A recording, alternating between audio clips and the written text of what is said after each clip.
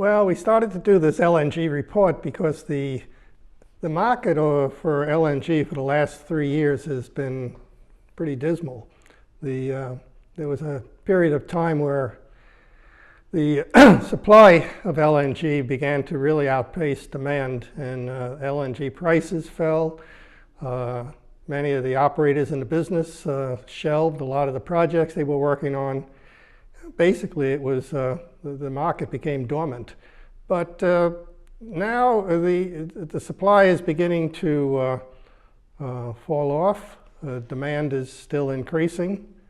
And the projections are that the LNG market is going to be in a deficit somewhere around 2022, 2023.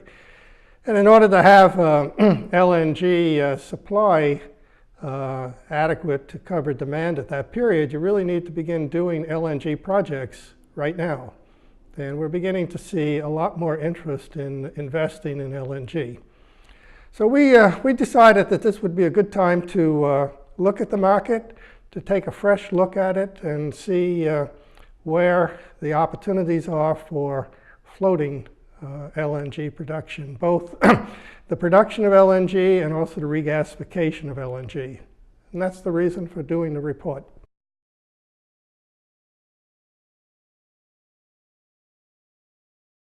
Well, there are FLNGs, are floating LNG liquefaction plants. And at the moment, there are 29 projects that are in the planning queue at one stage or another. And FSRUs are floating storage and regasification units, and there are 47 of those projects currently in the planning queue. And what we focused on is, first of all, identifying the projects, providing information about the status and the stage of development of each project. But more importantly, we looked at each project analytically, and using a systematic process, we identified the extent to which, the probability of which, the probability for the project moving ahead to the investment stage. Of the 29 FLNG and the 47 FSRU projects, absolutely, certainly, not all of them will go ahead to the investment. Okay. And we tried to identify the likelihood of each.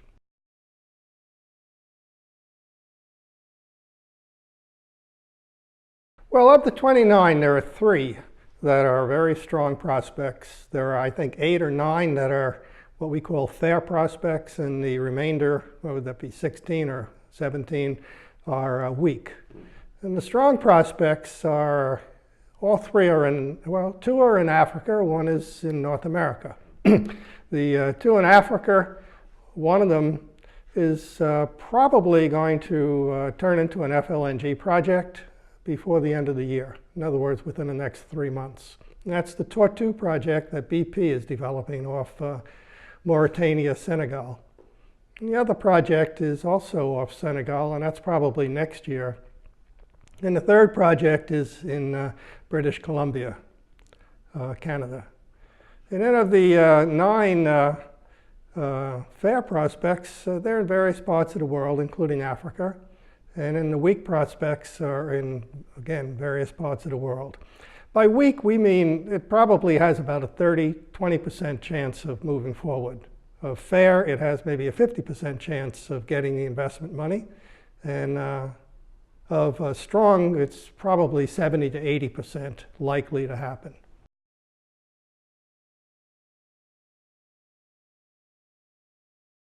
The FSRU, the 47 of them, there's about half, somewhere around 20, 25, that are strong prospects. So a much greater percentage of those look likely to move forward. And then the rest are fair or weak. The difference between the FSRU projects and FLNG is the basis on which we've made the analysis. The FLNG projects tend to be more of a technical reason for moving forward. The quality of the oil, the like the quality of the gas, the presence of oil, the location of the well, and also the developer's strength, the promoter's strength. But on the FSRU projects, the decision is really more of a commercial thing. It's the FSRU projects, what causes them to fail is the ability of the developer to raise the financing. And it's very difficult on an FSRU project to obtain the financing when you have the off-taker is a local company. And if the off-taker is, well, not reliable, or if the price of gas in the country is low and kept low because of government rules, or if the government won't give a sovereign guarantee, these basically kill the project. So we looked at all of these for each of all of these 47 projects.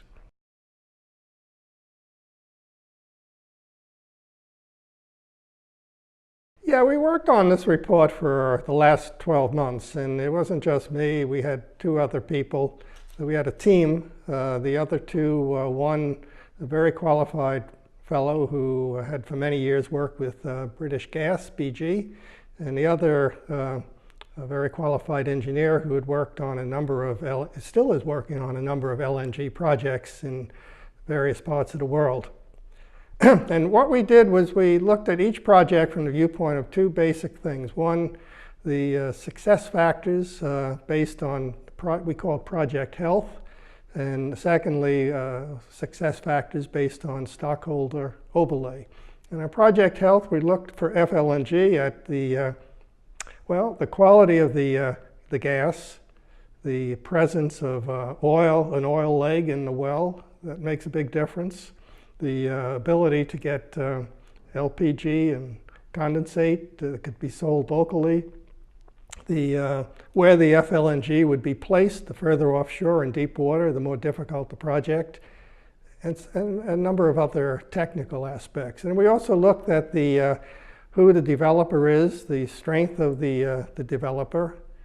If it was BP, it would be a stronger developer than, say, a small company. We also looked at the government support.